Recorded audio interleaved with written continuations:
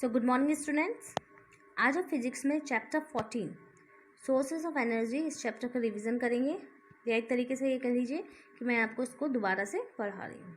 ठीक, देखिए sources of energy क्या होती है, पहले ये जानने से पहले हमें एनर्जी क्या होती है। देखिए हम पर डे हम डे टू डे लाइफ में बहुत सारी एक्टिविटीज़ करते हैं, चलते हैं, कुकिंग करते हैं, ठीक, स्टडी करते हैं, रीडिंग करते हैं, प्लेइंग करते हैं। तो ये सब की इन सब एक्टिविटीज़ को करने के लिए हमें एनर्जी की ज़रूरत पड़ती है। तो वो एनर्जी हमें कहाँ से मिलेगी? तो जो भी ऑब्जेक्ट हमें वो एनर्जी प्रोवाइड करेगा उसे हम बोलेंगे सोर्सेज ऑफ एनर्जी। ठीक है, जैसे सपोज कि ये स्कूटी है, स्कूटी को रन करना है, स्कूटी हमने परचेज कर ली, लेकिन वो उसको एनर्जी कहाँ से मिलेगी चलने की? जब हम उसमें पेट्रोल डालेंगे। ठीक, खाना बनाना है, खाना बनाने के लिए अब जो गैस बर्नर है उसको एनर्जी कहाँ से मिलेगी कि वो जले? ठीक, तो कहाँ से मिलेगी? कोल से मिलेगी, वुड से मिलेगी, या एलपीजी हम यूज़ करेंगे। तो ये सब क्या है? सोर्सेज ऑफ एनर्जी है। हम जो खाना खाते हैं, ठीक है, जो हमारी वेजिटेबल्स होती है, फ्रूट्स होती है, वो हमें क्या है? एनर्जी प्रोवाइड कराती है।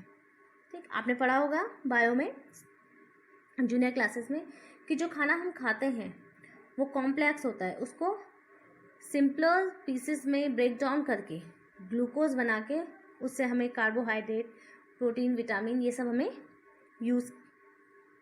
हमें मिलता है, तब जाके हमारी बॉडी में प्रॉपर बैलेंस बना रहता है।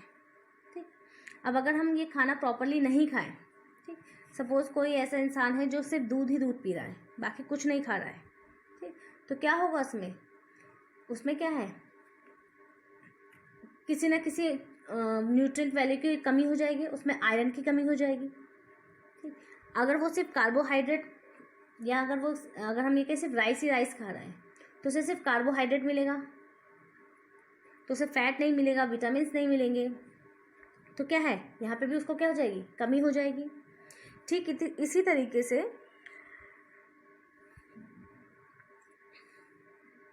अगर हम दाल ही दाल खा रहे हैं या सब्जी खा रहे हैं, तो हमें क्या है? कार्बोहाइड्रेट, फैट नहीं मिलेगा। तो ये सब क्या है कि अगर हमें एनर्जी ऑब्टेन करनी है किसी भी चीज़ से, तो वो सफिशिएंट होनी चाहिए ताकि हम अपनी प्रॉपर फंक्शनिंग कर सकें। और इसीलिए कहा जाता था कि बैलेंस डाइट खानी चाहिए, क्योंकि बैलेंस डाइट में क्या होता है? कार्बोहाइड्रेट भी होते हैं, फैट भी होता है, प्रोटीन भी होता है, विटामिन भी होते हैं, मिनरल्स भी होते हैं। तो उसी तरीके से जब हमें अपनी बॉडी को वर्क करने के लिए बैलेंस डाइट की ज़रूरत पड़ती है, तो वही in the same way physics में हम बोल सकते हैं कि सोर्स ऑफ एनर्जी एक ऐसा ऑब्जेक्ट होगा जो हमें sufficient amount of energy provide करेगा। ठीक है, कन्वीनियंट फॉर्म में होना चाहिए ताकि हम उसे इजीली यूज़ कर सकें, और एक लॉन्ग टाइम तक हमें उससे एनर्जी मिल सके। ये नहीं कि वो सिर्फ मोमेंट्री हो कि थोड़ी देर के लिए हमें एनर्जी मिली फिर चली गई, नहीं। तो हम सोर्स ऑफ एनर्जी को हम ऐसे डिफाइन करेंगे, it is one which provides या which can provide sufficient amount of energy in a convenient form for over a long period of time, या for a long period of time, कि एक लंबे समय तक हम उसे easily sufficient amount of energy को ले सकें। ठीक है, जब हमें sufficient amount of energy मिलेगी तभी तो हम उसे आगे यूज़ कर सकेंगे। ठीक है, हमने वुड लिए, लकड़ियाँ हैं, लकड़ियों से अगर हमें प्रॉपरली, अब जैसे कागज़ है, अगर हम कागज़ जलाते हैं, ठीक है, तो क्या हम कागज़ जला के खाना बना सकते हैं? नहीं। अब ये मत कहना कि पूरा कागज़ ही तुम ढेर लगा दो, ठीक, वो अलग चीज़ है। लेकिन क्या है, कागज़ जला के हम खाना नहीं बना सकते। क्यों? क्योंकि वो क्या है, एक लॉन्ग पीरियड ऑफ टाइम तक हमें सफिशिएंट एनर्जी नहीं दे सकता। बहुत सारे अगर हम कागज़ जला भी दें तो भी हमें इतनी एनर्जी नहीं मिलेगी जो हम खाना बना सकें। ठीक है ना, तो इसके लिए हम क्या यूज़ करते हैं? या तो हम लकड़ियाँ यूज़ करेंगे, या हम एलपीजी गैस यूज़ करेंगे। ठीक, तो सोर्स ऑफ एनर्जी एक ऐसा ऑब्जेक्ट, या सिंपल यहाँ पे हम कुछ भी कह सकते हैं कि इट इज़ वन, ठीक है, which provide sufficient amount of energy, जो हमें सफिशिएंट अमाउंट ऑफ एनर्जी देगा कन्वीनियंट फॉर्म में और लॉन्ग पीरियड ऑफ टाइम तक देगा, ताकि हम उससे एनर्जी यूज़ कर सकें, तभी तो वो हमारे लिए बेनिफिट होगा। ठीक, अब यही सोर्सेज ऑफ एनर्जी को हमने दो कैटेगरीज में डिवाइड किया है, नॉन रेन्यूएबल सोर्सेज और रेन्यूएबल सोर्सेज। ये आप 8th क्लास में वैसे भी ऑलरेडी पढ़ चुके हैं। देखिए non renewable sources, non renewable sources क्या होता है, जो हमें क्या है, जिसको हम ऐसे सोर्सेज जिसको हम लॉन्ग टाइम तक यूज़ करें तो वो क्या है, एक टाइम पीरियड के बाद एग्जॉस्ट हो जाएंगे या ख़त्म हो जाएंगे। ठीक है, तो वो हमारे क्या कहेंगे, नॉन रेन्यूएबल सोर्सेज। ठीक है, जैसे कि हम कह सकते हैं कोयला है। तो कोयला क्या है, देखिए कोयले हमें नेचुरली मिलता है, लेकिन क्या है, कोयले का भी जो हमारा डिपॉजिशन स्टोरेज है वो एक लिमिटेड है। अगर हम, क्योंकि देखिए इंडस्ट्रियलाइजेशन के कारण होने के कारण क्या है, और जिस हिसाब से पॉपुलेशन बढ़ रही है, अगर हम कोल को यूज़ करते रहे तो एक टाइम पीरियड के बाद क्या है, कोल ख़त्म हो जाएगा। तो ख़त्म हो जाएगा का मतलब क्या हुआ कि हम अब उसे दोबारा यूज़ नहीं कर सकते। हालांकि जो कोल है वो हमें नेचुरली मिलता है, नेचर से मिलता है, लेकिन उसको बनने में करोड़ों साल लग जाते हैं। तो अब हम करोड़ों साल तक तो ज़िंदा नहीं रह सकते ना, कि अब ये बनेगा तो हम तब इसे यूज़ करेंगे। जो कोल आज की डेट में हम यूज़ कर रहे हैं वो ऑलरेडी करोड़ों साल पहले से बनना शुरू, उसका प्रोसेस हो चुका है। तो ऐसे सोर्सेस जो एक टाइम पीरियड के बाद ख़त्म हो जाए, ठीक है, और उनको हम ज़्यादा यूज़ ना कर सकें, वो हमारे क्या कहलाएंगे, नॉन रेन्यूएबल सोर्सेस। ठीक है, तो नॉन रेन्यूएबल सोर्सेज में क्या होता है, नॉर्मली हमारे फॉसिल फ्यूल्स आते हैं, न्यूक्लियर फ्यूल्स आते हैं। ठीक है, फॉसिल फ्यूल्स आपको पता है फॉसिल्स क्या होते हैं, जैसे जो पुराने फॉसिल्स तो हम हमारे बोल सकते हैं अवशेष। ठीक है, ऐसे फ्यूल जो अवशेष यानी जो डेड प्लांट्स या एनिमल्स जो अर्थ में बरी हो जाते हैं, जो मतलब अर्थ में जिनको हम, जो अर्थ के अंदर एब्जॉर्ब हो जाते हैं, वो बाद में फॉसिल फ्यूल्स बन जाते हैं। तो क्योंकि अब नॉन रिन्यूएबल सोर्सेज हैं, ये नॉर्मली क्या होता है, अर्थ को खोद के मिलते हैं। तो इनको हम ये भी कह सकते हैं कि ये जो सोर्सेज ऑफ एनर्जी हैं, these are dug out from the earth. इसको हम अर्थ से भी ले सकते हैं, अर्थ को खोदो तब हमें ये सोर्सेज मिलेंगे। ठीक, तो इन सोर्सेज में मैंने आपको फॉसिल फ्यूल बनाया, तो फॉसिल फ्यूल हो गया जैसे कोल हो गया, पेट्रोलियम हो गया, नेचुरल गैस हो गया, या न्यूक्लियर फ्यूल्स। अब न्यूक्लियर फ्यूल्स में देखिए यूरेनियम 235 होता है। तो ये जो यूरेनियम है ये भी क्या है, एलिमेंट है, अर्थ से मिलता है। ठीक, तो अर्थ में भी हमें इसके लिए ढूंढना पड़ेगा कि कहाँ पे है। ठीक, तो ये हमारे नॉन रिन्यूएबल सोर्सेज हैं।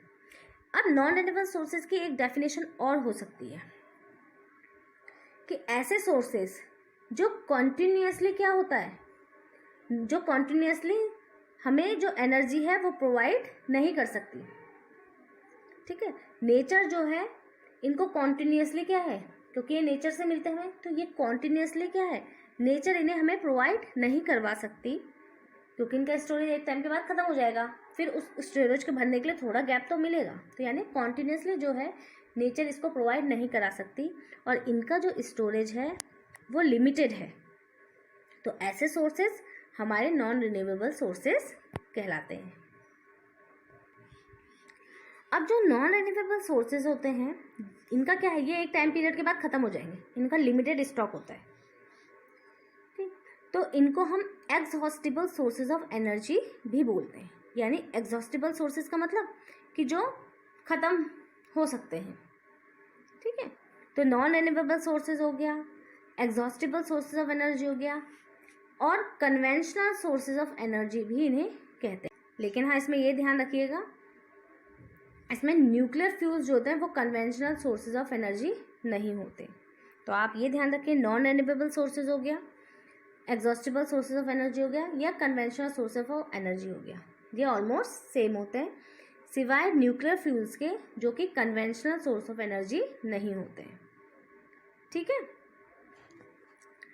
अब ये था non renewable sources. Renewable sources, renewable sources क्या होंगे, नॉन रिन्यूएबल सोर्सेज के अपोजिट, ऐसे सोर्सेज जो कभी ख़त्म ना हो, जो नेचर हमें कॉन्टिन्यूसली प्रोवाइड करवाते रहे, वो हमारे होंगे रेन्यूएबल सोर्सेज ऑफ एनर्जी। ठीक है, इनको हम अल्टरनेटिव सोर्स ऑफ एनर्जी भी कहते हैं। ठीक, अब इसी चीज़ को हम एक्सप्लेन करते हैं। देखो, रेन्यूएबल सोर्सेज क्या हो गए? The sources which are produce continuously by nature. ठीक है, जो नेचर जो कंटिन्यूसली प्रोड्यूस करते हैं, जैसे सन है, हम सोलर एनर्जी यूज़ करते हैं, तो क्या है, सन कभी ख़त्म होगा नहीं, क्योंकि जब सन ख़त्म होगा यानी जो अर्थ में लाइफ है वो ख़त्म हो जाएगी। वाटर कभी ख़त्म होगा? बिल्कुल नहीं। वाटर ख़त्म होगा तो भी यही कंडीशन होगी। वुड है, प्लांट्स भी कभी ख़त्म नहीं हो सकते। सोलर एनर्जी हो गई, जियो, अब जियोथर्मल एनर्जी, जियोथर्मल, जियो मीन्स होता है अर्थ, तो अर्थ से जो हमें एनर्जी मिलती है वो भी कभी ख़त्म नहीं होगी। तो रेन्यूएबल सोर्सेज ऑफ एनर्जी ऐसी एनर्जी के सोर्सेज हुए जो हमें नेचर से कॉन्टिन्यूसली मिलते रहते हैं। ठीक, तो इन्हें हम, और इसका सेकंड नेम क्या है? इनहॉक्सिबल सोर्सेज ऑफ एनर्जी। ठीक है, जो सोर्सेज ऑफ एनर्जी कभी ख़त्म नहीं होंगे। जब तक हम लोग जिंदा हैं, जब तक ये अर्थ है, जब तक नेचर है, ना तो सन ख़त्म होगा, सन भी हमेशा अवेलेबल रहेगा, वाटर भी अवेलेबल रहेगी, विंड भी अवेलेबल रहेगा, अर्थ भी अवेलेबल रहेगा, ओशन भी अवेलेबल रहेगा। तो ये सोर्सेज ऑफ एनर्जी कभी ख़त्म नहीं होंगे। इन सोर्सेज ऑफ एनर्जी को हम non conventional sources of energy भी कहते हैं। क्यों कहते हैं? देखो, कन्वेंशनल मतलब एक तरीके से इजीली अवेलेबल, कोल है वो हम इजीली ले सकते हैं, लेकिन ये नॉन कन्वेंशनल इसलिए हैं, अब आप कहेंगे कि सन तो हमें मिल जाता है, वाटर भी मिल जाता है, लेकिन इनसे अगर हमें एनर्जी लेनी है तो उसके लिए हमें बहुत महंगे महंगे सेटअप यूज़ करने पड़ते हैं। अगर आपको घर में सोलर एनर्जी यूज़ करनी हो, ठीक है, तो उसके लिए आपको जो इंस्टॉलेशन करना पड़ेगा वो काफ़ी कॉस्टली पड़ता है। ठीक, अगर आप आज की डेट में मार्केट में जाएं, बैटरी एमरजेंसी लाइट खरीदें, जो एक होगी जो सोलर लालटेन होगी, जो सन की रेस से सोलर से चलती होगी, एक होगी जो बिजली से चलने वाली है, बिजली से चार्ज होगी, इलेक्ट्रिसिटी से चार्ज होगी, तो आप ये देखेंगे कि सोलर लालटेन हमें महंगी पड़ेगी और नॉर्मल इलेक्ट्रिसिटी से चार्ज होने वाली लालटेन हमें सस्ती पड़ेगी। तो इसीलिए इसीलिए इन्हें non conventional sources of energy भी कहते हैं, क्योंकि इनसे जो एनर्जी हमें मिलेगी उसको यूज़ करने के लिए उसके लिए पहले हमें उसके लिए सेटअप करना पड़ता है, वो सेटअप हमें बहुत कॉस्टली पड़ता है। ऑल्सो हम इनको बोलते हैं अल्टरनेटिव सोर्स ऑफ एनर्जी। देखो, अल्टरनेटिव क्या होता है? ऑप्शन, अगर ये नहीं तो वो नहीं तो ये। ठीक है, ऑप्शन इसे देखें, नॉन रिन्यूएबल सोर्सेज में क्या बोला गया था कि जैसे ये जो हम यूज़ करते हैं इनका क्या है, लिमिटेड स्टॉक है, तो जो चीज़ ख़त्म हो जाती है, जो चीज़ ख़त्म होने वाली है, ऐसा नहीं है कि हम इन्हें यूज़ नहीं करेंगे। हम पेट्रोल भी यूज़ करते हैं, डीजल भी यूज़ करते हैं, ठीक है, लेकिन हमें पता है कि पेट्रोल और डीजल क्या है, एक टाइम पीरियड के बाद ख़त्म हो जाएगा, तब हमारी गाड़ियाँ कैसे चलेंगी? तो उसका हमने अल्टरनेटिव क्या सोचा है, जैसे ई रिक्शा है, ई रिक्शा पेट्रोल और डीजल से तो चलता नहीं है, तो वो क्या है, अल्टरनेटिव है कि अगर हमारा जो ऑटो है वो अभी डीजल से चल रहा है, लेकिन अगर डीजल ख़त्म हो जाएगा तो क्या है, हमने बैटरी वाले भी बना दिए ई रिक्शा। ठीक, तो उसी तरीके से अब क्या है, ये अल्टरनेटिव सोर्स ऑफ एनर्जी है कि इनको क्या है, इनको हमने ये सोर्सेज ऑफ एनर्जी इसलिए यूज़ किए गए क्योंकि हमें पता है जो नॉन रिन्यूएबल सोर्सेज है वो एक टाइम पीरियड के बाद ख़त्म हो जाएंगे। तो अगर हम रिन्यूएबल और नॉन रिन्यूएबल दोनों को एक साथ यूज़ करके, एक साथ मतलब साइड टू साइड यूज़ करें और एफिशिएंटली यूज़ करें, स्मार्टली यूज़ करें, तो हमें या हमारी आने वाली जनरेशन को कोई प्रॉब्लम नहीं होगी। ठीक है, जैसे कहते हैं ना, आप ऐड देखते हो वो सेव वाटर, अगर हम पानी को स्मार्टली यूज़ करेंगे तो हमारी आने वाली जनरेशन में पानी की दिक्कत नहीं होगी। तो उसी तरीके से ये एक अल्टरनेटिव है कि अरे अब तो ये कोल भी है, कुछ टाइम पीरियड के बाद ख़त्म हो जाएगा। पहले सिलेंडर नहीं होते थे, हम लकड़ियों में या कोयले में खाना बनता था, लेकिन क्या है, अब हमें ये भी पता, एक तो उनसे नुकसान भी होता है, लेकिन क्या है, नुकसान है लेकिन वो सस्ते भी पड़ते हैं। ठीक, लेकिन अब हमें पता चल गया है कि वो ख़त्म हो जाएंगे। अगर हम लकड़ियाँ काटते रहेंगे तो क्या है, एक टाइम पीरियड के बाद क्या होगा, पेड़ ख़त्म हो जाएंगे, तो पेड़ों को भी तो बचाना है, हमें अपनी ज़िंदगी के लिए पेड़ भी बचाने, तो उसके लिए हमने सेकेंड ऑप्शन चूज़ किया है, एलपीजी। ठीक है, हालांकि एलपीजी भी क्या है, पेट्रोलियम से बनती है, वो भी हमारा एक तरीके से नॉन रिन्यूएबल सोर्सेज है, लेकिन अल्टरनेटिव का यहाँ पे मैं आपको मतलब बता रही हूँ कि अल्टरनेटिव सोर्सेज ऑफ एनर्जी भी कहते हैं, क्योंकि जो हमारे मेन सोर्स ऑफ एनर्जी हैं जो नॉन रिन्यूएबल सोर्सेज है, इनके लिए, इनको प्रोटेक्ट करने के लिए, इनको बचाने के लिए हमने रिन्यूएबल सोर्स ऑफ एनर्जी को हमने ढूंढा है, सर्च किया है। तो इसीलिए हमने इन्हें अल्टरनेटिव सोर्स ऑफ एनर्जी भी कहते हैं। ठीक है, आई होप आपको source of energy, non renewable source और रिन्यूएबल सोर्स क्लियरली समझ में आ गए होंगे। ठीक है, that's it for today. Next video में हम